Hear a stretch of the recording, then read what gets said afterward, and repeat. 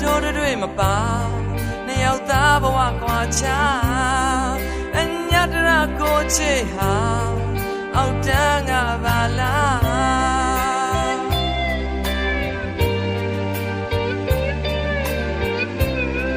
ပြူထားတဲ့ပြင်းနာစာ